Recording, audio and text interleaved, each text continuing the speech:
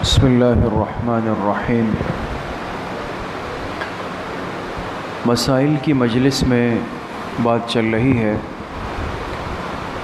کہ بعض امور اور بعض کام ایسے ہیں جو خیر کے ہیں اور بعض کام ایسے ہیں جو شر کے ہیں۔ ایک مومن اپنی زندگی میں امور خیر کا اہتمام کرے گا اور امور شر سے اپنے آپ کو بچانے کی پوری کوشش کرے گا۔ مختلف چیزیں ہمارے سامنے منگل کی مجلس میں ذکر ہو رہی ہے۔ آج بھی انشاءاللہ بعض امور خیر بعض امور شر وہ انشاءاللہ بیان ہوں گے۔ ایک بات فرماتے ہیں کہ کسی مسلمان کے لیے جائز نہیں ہے کہ وہ دوسرے کے گھر میں جھانکنے کی کوشش کرے، بغیر کسی عذر شدید کے اور بغیر اجازت لیے ہوئے کسی کے گھر میں جھانکنا۔ جناب نبی کریم صلی اللہ علیہ وسلم نے فرمایا کہ اگر کوئی شخص کسی کے گھر میں جھانک رہا ہے تو یہ سمجھے کہ جیسا وہ اندر داخل ہو گیا، کہ وہ اندر چلا گیا، بغیر اجازت کے چلا گیا۔ تو اب دیکھیں، کوئی انسان کسی کے گھر میں بغیر اجازت کے نہیں جا سکتا۔ اس کو ہر انسان برا سمجھتا ہے، جرم سمجھتا ہے، لیکن یہ بات آج بہت چھوٹی ہو گئی، معمولی ہو گئی کہ آتے جاتے یا سیڑھیاں چڑھتے اترتے ہم اپنے پڑوسی کے گھر میں جھانک لیتے ہیں۔ ٹھیک ہے، ہمارا بہت تعلق ہوگا، پڑوس ہوگا، بے تکلفی ہوگی، لیکن بحیثیت ایک مسلمان کے اور باحیا مسلمان کے بہت سارے احکامات ہماری طرف متوجہ ہوتے ہیں، تو ان معاملات میں بہت زیادہ احتیاط کرنی چاہیے۔ اسی طریقے سے آج کل انسان کسی کے دروازے پہ چلا جاتا ہے تو بھئی یہ طریقہ ہمیں سیکھ لینا چاہیے کہ اجنبی گھر اس کا دروازہ بجانے کے بعد بالکل اس کی سیدھ میں کھڑا ہونا یا سامنے کھڑا ہونا یہ سخت منع ہے۔ حدیث پاک میں اس کی بھی ترتیب فرمائی کہ انسان یا تو کنارے پہ کھڑا ہو، بالکل ہٹ کے کھڑا ہو جائے، یا پیٹھ دے کے کھڑا ہو جائے۔ تو یہ چیزیں ہماری ایمانی زندگی کا حصہ ہے اور جس سے آج ہم بالکل غافل ہو چکے ہیں۔ تو بہرحال اس میں بہت زیادہ احتیاط کرنی چاہیے، اور خاص طور پہ ہماری شہری زندگی بالکل جس کو کہتے ہیں نا، ایک 60 گھر ہے، 70 گھر ہے، اور گلیاں قریب ہے، گھر قریب ہے، لیکن اللہ کا نظام ہے، ہر انسان چل رہا ہے اس کے اندر۔ تو اپنی حد میں رہتے ہوئے ہم خود بھی اپنے گھر والوں کی، اپنی بچوں کی ایسی تربیت کریں کہ بھئی کسی پڑوسی کے گھر میں، غیر کے گھر میں، چاہے ان سے ہمارا کتنا ہی تعلق ہو، لیکن اس میں جھانکنے کی، بلا اجازت دیکھنے کی شرعی طور پہ اس کی ممانعت ہے۔ اسی طریقے سے فرماتے ہیں کہ اگر کوئی شخص کسی کے ساتھ بات کر رہا ہے اور اس کے قریب ہو کے بات کر رہا ہے تو یہ اس بات کی دلیل ہے کہ یہ آپس میں کسی مشورے میں یا ایسی خاص بات میں مصروف ہے کہ جو یہ کسی اور کو سنانا نہیں چاہتے۔ سیدھی سی بات ہے کہ بھئی دو آدمی قریب ہو کے بیٹھ گئے یا مجمع سے الگ ہو کے کھڑے ہو گئے، وہ اپنی ذاتی بات کر رہے ہیں، تو تیسرے شخص کے لیے جائز نہیں ہے کہ وہ ان کے اتنا قریب چلا جائے کہ ان کو محسوس ہو کہ یہ ہماری بات سننے کی کوشش کر رہا ہے یا ان کو ناگوار لگ جائے۔ اور حدیث پاک میں فرمایا کہ جو شخص کسی کی بات کی طرف کان لگائے تاکہ میں اس کی بات سن لوں، جبکہ وہ لوگ اس کو ناگوار سمجھ رہے ہو، پھر بھی یہ باز نہ آئے، تو قیامت کے دن ایسے شخص کے دونوں کانوں میں سیسا ڈال دیا جائے گا۔ اب کتنی سخت وعید ہے، لیکن ہم اتنی ہی زیادہ بے احتیاط زندگی میں گزر رہے ہیں۔ ہر انسان آج اس کوشش میں ہے کہ بس مجھے کسی کی خفیہ، اس کی پوشیدہ، اس کی پرسنل، اس کی ذاتی باتوں سے آگہی ہو جائے۔ چاہے میں کسی بھی طرح کا ہوں، اپنی زندگی پر، اپنے معمولات پر کوئی نظر نہیں ہے کہ میں کیا کر رہا ہوں، لیکن دوسروں کے معاملات مجھے معلوم ہو جائے۔ اس سے آج ایک بڑی سکون کی زندگی ہمیں ملتی ہے کہ بڑا اچھا کام ہو۔ بہت خطرناک بات ہے دوستو، ایسا نہیں کرنا چاہیے۔ نہ انسان کسی کی بات سننے کی کوشش کرے۔ اسی طریقے سے بعض دفعہ یہ ہوتا ہے کہ ہم بیٹھے ہوئے مجلس میں اور بہت قریبی دوست ہیں، وہ اچانک بیت الخلاء چلے گئے، کسی کے بلانے پہ چلے گئے، اس کا موبائل رہ گیا تو لے کے جی جناب عالی اس کے میسج چیک کر رہے ہیں، بلا تکلف چیک کر رہے ہیں، اس کو پڑھ رہے ہیں کہ جی یہ کیا ہے اور وہ کیا ہے۔ اب یہ بھی ایک انسان کی ذاتی زندگی ہوتی ہے۔ کون سا انسان یہ چاہتا ہے کہ جی میری ذاتی زندگی دوسرے کو پتہ چل جائے؟ وہ منع ہے، لیکن یہ کہ ان چیزوں کو ہم دیکھتے ہیں، یہ سخت ناجائز اور حرام ہے، اس سے اجتناب ضروری۔ یا اسی طریقے سے کسی کا خط آ جاتا ہے، لفافے میں بند ہے، تو لفافے کے بند ہونے کا کیا مطلب ہے کہ بھئی یہ اس کی ایک ذاتی پرسنل چیز ہے، لیکن میں نے اس کو آہستہ آہستہ کھول دیا، اس کو پڑھ لیا اور پھر اس کو دوبارہ بند کر دیا۔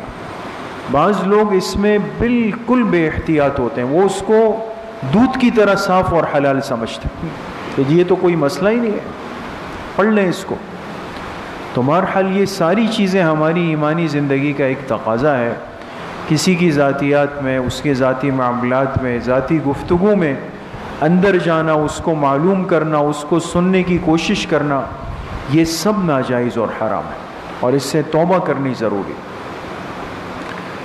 اسی طریقے سے فرمایا کہ اگر انسان بلا وجہ یا حد سے زیادہ غصہ کرنے کا عادی ہو جائے، یہ بھی ناپسند ہے۔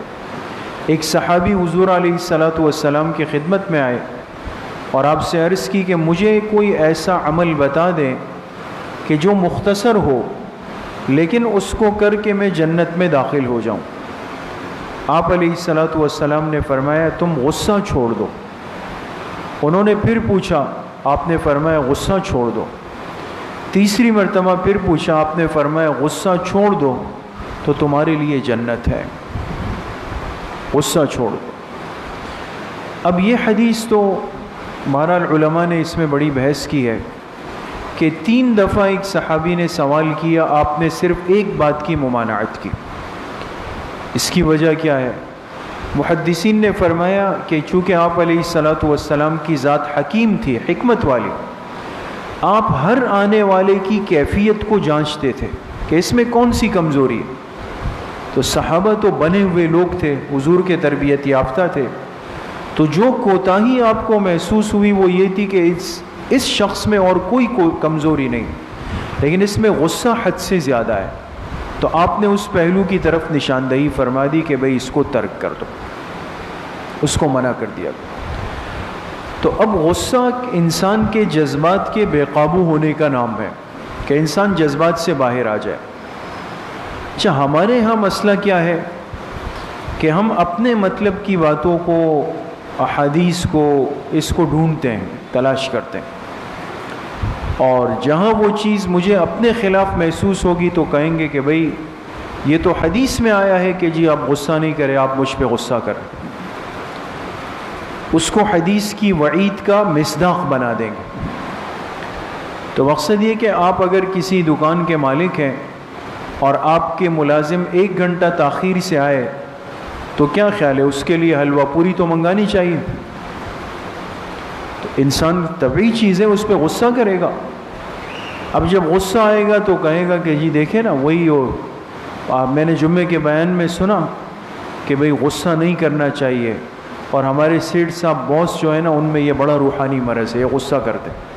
غلطی میری ہے، 1 گھنٹہ ڈنڈی میں مار رہا ہوں، تاخیر سے میں آ رہا ہوں، لیکن قصوروار اور حدیث کی وعید کا مصداق وہ میرا سیٹھ ہے۔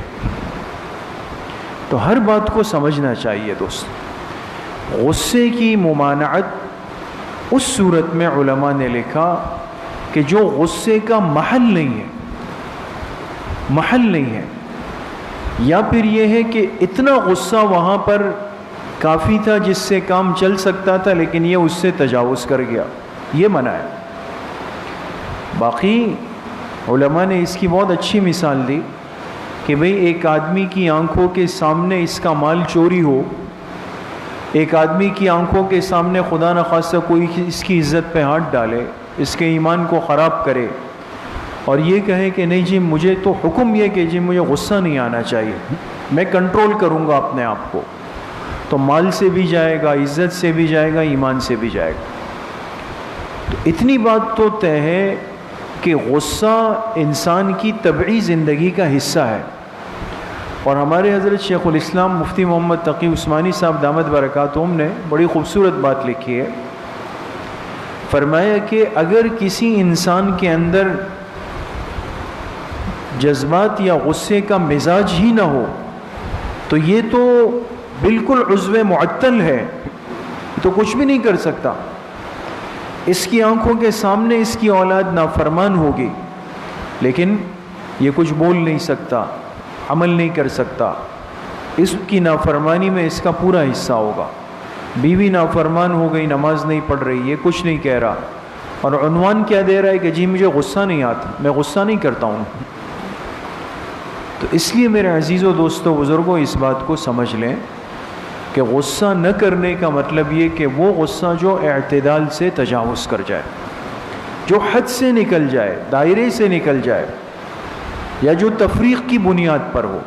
کیا مطلب کہ ایک ساتھی آیا، اس نے بھی وہ جرم کیا، دوسرا ساتھی آیا، اس نے بھی وہ جرم کیا، لیکن پہلے سے چونکہ میری ضرورت وابستہ ہے، تعلق ہے، تو اس کو کہا کہ چلو یار تھوڑا خیال کر لیا کرے نا، خیال کر لیا کرے، اور دوسرا آیا تو اس کی آدھا گھنٹے کی کلاس لے لی۔ یہ فرق کیوں ہوا یہاں پر؟ اس کا مطلب یہ کہ غصہ اعتدال سے نکلا ہوا ہے۔ اگر ہوتا دونوں پہ برابر ہوتا، نہ ہوتا دونوں پہ نہیں آتا۔ تو حدیث کو پورا سمجھنے کی ضرورت ہوتی ہے۔ تو ممانعت اس غصے کی ہے جو بے جا ہو جائے، بے محل ہو جائے، بے وقت ہو جائے، حد سے نکل جائے۔ باقی اگر انسان موقع کے وقت پر اور مقام پر اعتدال میں رہتے ہوئے غصہ کرتا ہے تو یہ تو ہماری زندگی کا ایک ضروری حصہ ہے، اور اس کی ممانعت بھی نہیں ہے، اس کا خیال رکھنا چاہیے۔ اسی طریقے سے فرمایا کہ اگر کسی بات پر اپنے مسلمان بھائی سے ناراضگی ہو جائے تو 3 دن پورا ہونے سے پہلے انسان اس سے رضامندی کر لے، یعنی اس سے راضی ہو جائے۔ اگر اپنے مسلمان بھائی سے ناراضگی ہوئی، 3 دن سے زیادہ اس سے بولنا چھوڑ دیا، 3 دن سے زیادہ، اور رضامندی کی کوئی فکر نہیں کی، اور اسی حالت میں دنیا سے گیا تو یہ جہنم میں جائے گا، جہنم میں جائے گا۔ یہ بھی ایک بہت بڑا گناہ ہے۔ تو کسی مومن مسلمان سے ناراض ہونا، چونکہ جیسے ابھی غصے کی بات آئی، انسان ہے، ہماری کسی سے بھی ہو سکتی ہے، مسئلہ یہ نہیں ہے۔ مسئلہ یہ ہے کہ اس ناراضگی کو اتنا پکا کیا، اس کی دیواریں اتنی مضبوط کی کہ بھئی سالوں سال کی ناراضگیاں چل رہی، تو یہ حرام ہے، یہ منع ہے۔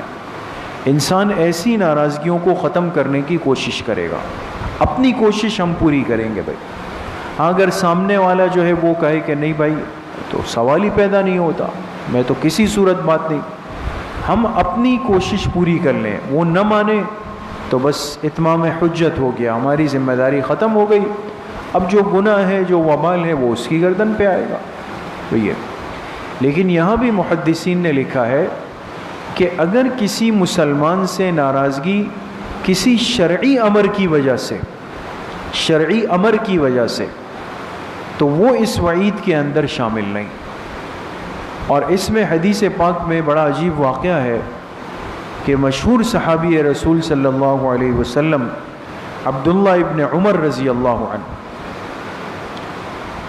وہ ایک دن کسی بات کی انہوں نے اپنے بیٹے سے، حالانکہ ان کے بیٹے بھی وہ بڑے صاحب علم تھے، تو اپنے بیٹے سے کوئی بات فرمائی، تو ان کے بیٹے نے اس بات کی نفی کی۔ تو عبداللہ ابن عمر رضی اللہ عنہ نے فرمایا کہ بھئی یہ بات ہم نے حضور علیہ السلام سے سنی تھی، آپ نے فرمایا تھا کہ ایسا کر لیا کرو۔ عبداللہ ابن عمر رضی اللہ عنہما کے بیٹے نے جب یہ بات سنی تو پھر کہا کہ نہیں ابا جان، ہم تو ایسا نہیں ہونے دیں گے، ایسا نہیں کریں گے۔ یہ سننے کے بعد عبداللہ ابن عمر رضی اللہ عنہما نے فرمایا کہ میں نے تمہیں اللہ کے پاک پیغمبر کی حدیث کا حوالہ دیا اور آپ کہہ رہے ہو کہ ہم ایسا نہیں کریں گے، تو اس کے بعد پھر میرے لیے تم سے بات کرنا حلال نہیں۔ تو اپنے اس بیٹے سے ناراض ہو گئے، روایت میں ہے یہاں تک کہ عبداللہ ابن عمر دنیا سے تشریف لے گئے، بیٹے سے بات نہیں کی۔ اس حدیث کو دلیل بنا کر علماء نے لکھا ہے اس روایت کو کہ دیکھیں وہ ناراضگی ایک امر شرعی کی بنیاد پر تھی۔ اچھا یہاں عجیب بات میں یہ بھی عرض کروں کہ شاید ساتھیوں کے ذہن میں یہ ہو کہ عبداللہ ابن عمر رضی اللہ عنہما کے بیٹے کوئی غلط بات کر رہے تھے، حالانکہ وہ بالکل غلط بات نہیں تھی، وہ بھی صحیح تھی، لیکن اور وہ جو بات کہہ رہے تھے وہ حالات کا تقاضا تھا، لیکن والد کی ناراضگی اس بنیاد پر ہوئی کہ تم نے حدیث کے مقابلے میں اپنی بات کو پیش کیا ہے اور یہ مجھے قابل قبول نہیں۔ دونوں اپنی جگہ درست جا رہے تھے، لیکن جہاں محسوس ہوا کہ اللہ کے پاک پیغمبر کی حدیث کے مقابلے میں یہ اپنی بات پیش کر رہے ہیں تو ان سے ترک کر دیا۔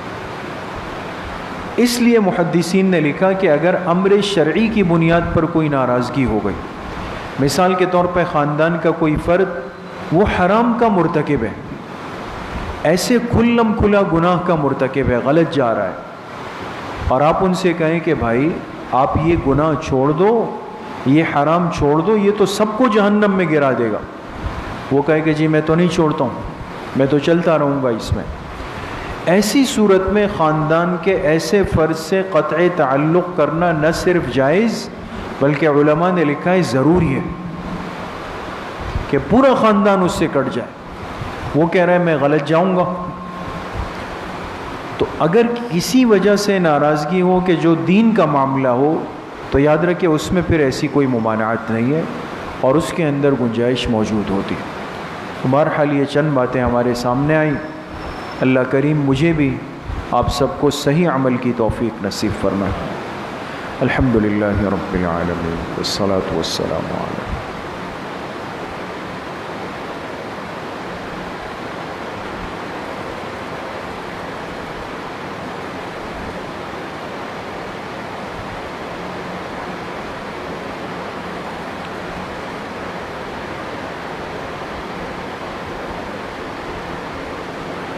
وصلی اللہ وسلم علی نبینا محمد وآلہ واصحابہ اجمعین برحمتک یا